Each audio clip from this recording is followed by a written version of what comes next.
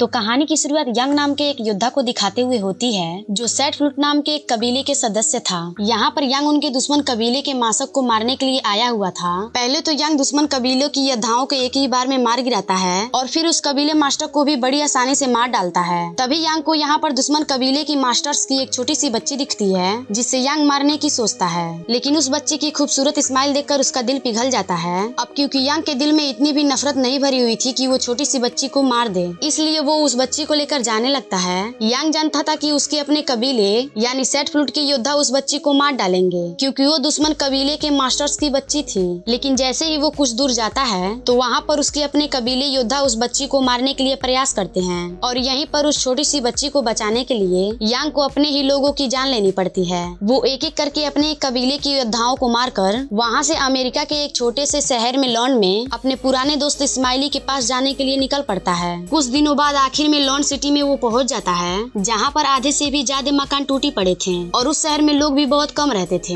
यहाँ पर सबसे पहले यांग की मुलाकात रॉन नाम के एक आदमी से होती है जो एक नंबर के पियक्कड़ था। वो हर समय दारू की नशे में टन रहता था। तभी वहाँ पर 8 बाल आता है। यांग उसे अपने दोस्त की फोटो दिखाकर उसका एड्रेस पूछता है, जिस पर 8 बाल उसे बताता है कि आपकी दोस्त इस्माइली की 2-3 साल ही पहले डेथ हो गई थी और वो यहाँ पर एक लॉन्ड्री चलाता था। 8 बाल यांग को उस लॉन्ड्री तक पहुँचाकर वहाँ से चला जाता है। वहीं उस लॉन्ड्री में यांग की मुलाकात लिन्नी नाम के एक लड़की से होती है जो अब तक उस लॉन्ड्री को चला रही थी। लिन्नी पूछती है कि तुम इस्माइली को कैसे जानते हो, जिस पर यांग उसे बताता है कि इस्माइली मेरा बचपन का दोस्त था। तभी लिन्नी उसे पूछती है कि क्या तुम अपने बेटी के साथ अकेले ही आए हो, जिस पर यांग उसे कहता है कि ये मेरी बेटी नहीं है, इसके पेरेंट्स मर चुके हैं। ये सुनकर लिन्नी को काफी दुख होती है, इसलिए वो उस बच्ची का नाम अप्रैल रखती है। लिन्नी उसे कहती है कि तुम यहाँ पर रह सकते हो लेकिन तुम्हें लॉन्ड्री के काम में मेरा हाथ बटाना पड़ेगा। यांग कहता है कि मुझे ये काम नहीं आता, जिस पर लिन्नी कहती है कि कोई बात नहीं, मैं तुम्हें लॉन्ड्री का काम सिखा दूंगी। अगले दिन यांग उस लॉन्ड्री में बैठा हुआ था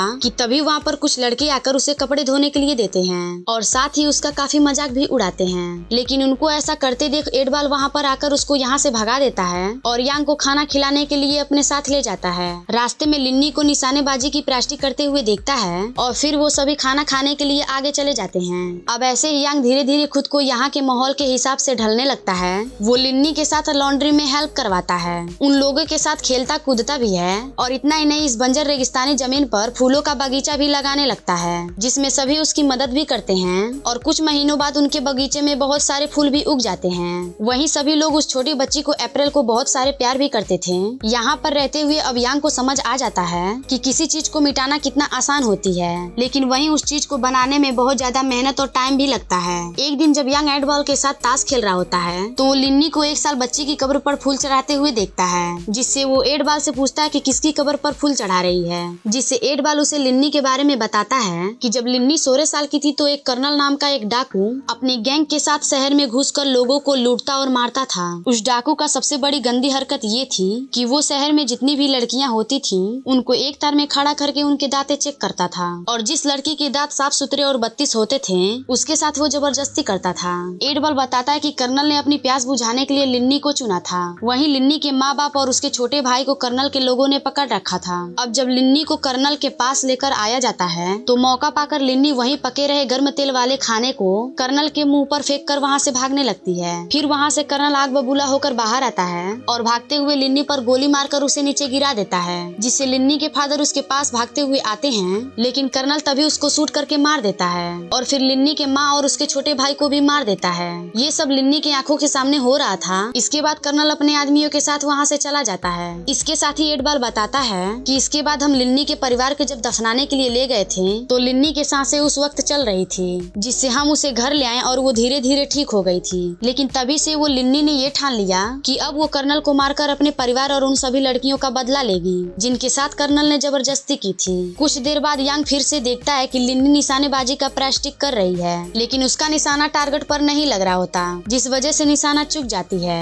और कहती है कि मैं कभी भी एक अच्छी निशानेबाज नहीं बन सकती। जिस पर यांग उसे निशानाबाजी सिखाने के लिए उसके आंखों पर पट्टी बांधकर उसके सामने टारगेट बनकर खड़ा हो जाता है और कहता है कि अपने टारगेट की मामूली से मामूली हरकत पर गौर से सुनो और टारगेट पर अटैक करो। जिस पर लिन्नी बड़े ही ध्यान से अपने टारगेट पर यानी यांग पर अटैक करती है। लिन्नी देखती है कि उसका हर एक निशाना सही लगा है, जिससे वो खुश हो जाती है और यांग के पास जाकर उसका शुक्रिया करती है, क्योंकि जिस चीज को वो काफी समय से करने की कोशिश कर रही थी वो यांग ने उसे 6 मिनटों में सिखा दी थी। उसी रात लिन्नी यांग को बताती है कि इस्माइल ने तो मुझे तुम्हारे बारे में बता दिया था कि तुम सेट फ्रूट के कबीले के योद्धा हो और एक दिन तुम यहाँ पर जरूर आओगे। वो पूछती है कि आखिर तुम सेट फ्रूट कबीले में शामिल क्यों हुए, जिस पर यांग बताता है कि बचपन में एक दिन जब मेरे पिता के साथ हमारे खेत पर मैं काम कर रहा था, तब वहाँ पर एक कबीले का योद्धा आया और उसने अपनी तलवार की धार चेक करने के लिए मेरे पिता की मेरी आंखों के सामने गर्दन धड़ से अलग कर दी और उसी दिन से मैंने दुनिया का सबसे ताकतवर योद्धा बनने का निर्णय लिया। इसके बाद यांग लिन्नी को अपना तलवार दिखाता है जो मियान के साथ पूरी तरह से सील की हुई थी।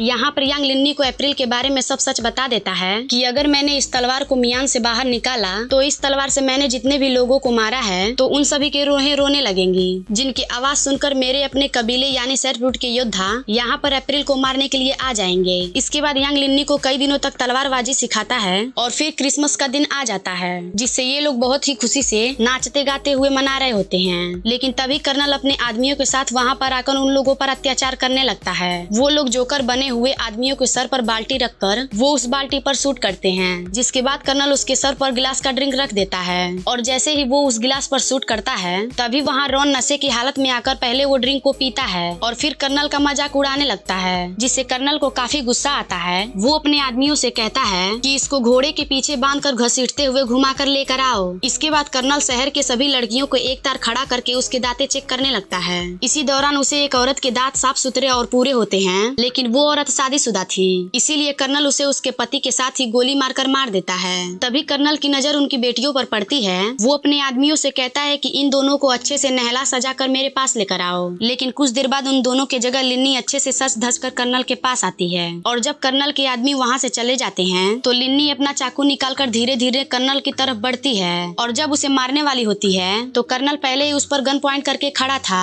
कर्नल उसे बताता है कि मैं तेरी सुगंध सुनकर पहले ही समझ गया था कि तू वही 16 साल पहले वाली लड़की है। वहीं एडबाल भागते हुए यांग के पास जाकर उसे बताता है कि लिन्नी अकेले ही कर्नल को मारने के लिए चली गई है। अब लिन्नी को बचाने के लिए यांग को आखिरकार अपनी तलवार मियान से बाहर निकालनी पड़ती है, जिससे सेट फ्रूट के मास्टर को यांग के बारे में पता चल जाता है और वो बड़े ही तेजी से अपने योद्धाओं के साथ उसकी तरफ जाने लगता है। वहीं लिन्नी को कर्नल के आदमियों ने पकड़ रखा था और कर्नल लिन्नी के साथ जबरदस्ती करने वाला होता है कि तभी यांग वहाँ पर आकर अपनी तलवार से गाजर मूली की तरह काटकर कर्नल को मारने लगता है। तो लिन्नी उसे कहती है कि इसे मैं अपने हाथों से मारूंगी। उन दोनों का इस बातचीत का फायदा उठाकर कर्नल लिन्नी को ढाल बनाकर विंडो से नीचे गिर जाता है और अपने घोड़े पे सवार होकर वहाँ से भागने लगता है। तभी लिन्नी उस पर जोर से चाकू फेंक कर उसे वहीं पर मार गिराती है, लेकिन ये लोग देखते हैं कि ये कर्नल नहीं है और कर्नल उनको चकमा बनाकर वहाँ से भाग गया है। इसके बाद यांग लिन्नी को कहता है कि मेरी तलवार मियान से बाहर निकल चुकी है, इसलिए मेरे कबीले के लोग यहाँ पर किसी भी हालत पर आते ही होंगे,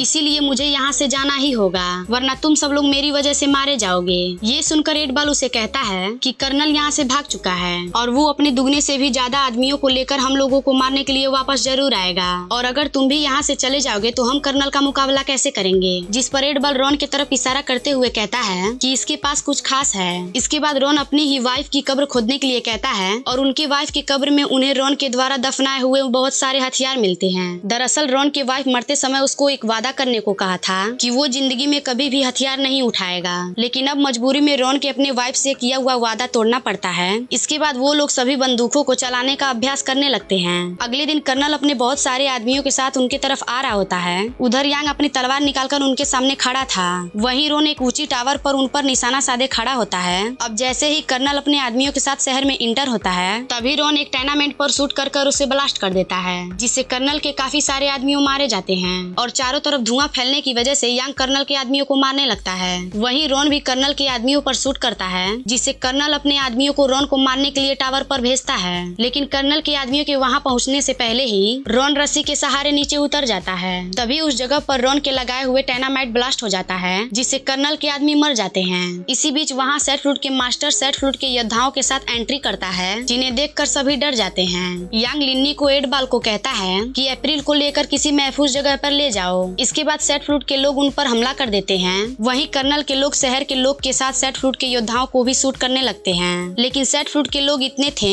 कि वो कर्नल के लोगों को अपने तेज तलवार से काटने लगते हैं। वहीं सेट फ्रूट के योद्धा अप्रैल को मारने के लिए उनके पीछे भागते हैं, जिससे यांग लिन्नी को अप्रैल को बचाने के लिए उनके पीछे भागता हुआ अपने ही कबीले के योद्धाओं से लड़ता है और एक एक करके उन्हें मार रहा होता है। यांग को उस तरह लड़ता देख सेट फ्रूट का मास्टर उस पर बहुत ज्यादा गुस्सा होता है। इसके बाद यांग और लिन्नी अप्रैल को बचाने के लिए एक घर में छुपने के लिए कोशिश करते हैं, लेकिन वहाँ पर भी सेट फ्रूट के लोग यांग से आकर लड़ने लगते हैं। ये देखकर लिन्नी एडबॉल को अप्रैल को पकड़ा कर कहती है कि अप्रैल को यहाँ से किसी सुरक्षित जगह पर ले जाओ, और फिर खुद तलवार उठाकर सेट फ्रूट के योद्धाओं से लड़ने लगती है। वो दोनों सेट फ्रूट के योद्धाओं को मारकर जब बाहर आते हैं तो एडबॉल को घायल देखते हैं। एडबॉल उन्हें बताता है कि कर्नल उसे अप्रैल को छीनकर ले गया, और इतना ही कहते ही वो अपना दम तोड़ देता है। दूसरी साइड कर्नल अप्रैल को उठाए हुए घर में घुसकर अपने आदमियों को बाहर उसके सुरक्षा के लिए तैयार कर देता है। कुछ देर बाद यहाँ पर सबसे पहले सेट फ्रूट के लोग अप्रैल को मारने के लिए आते हैं, लेकिन कर्नल के लोग ऑटोमेटिक मशीन गन से उन सभी को मार गिराते हैं। इसके कुछ देर बाद यहाँ के लाइट्स ऑफ हो जाते हैं। तभी यांग यहाँ पर आकर कर्नल के आदमियों को मार डालता है और रूम में कर्नल के पास जाता है, जहाँ कर्नल ने अपनी गन अप्रैल पर तान रखी होती है। उसी वक्त कर्नल ने अप्रैल पर शूट कर देता है, लेकिन यांग बड़ी ही बुद्धि से उसकी गन से निकली हुई गोली को अपने तेज तलवार से 2 हिस्सों में काटकर कर्नल से अप्रैल को छुड़ा लेता है।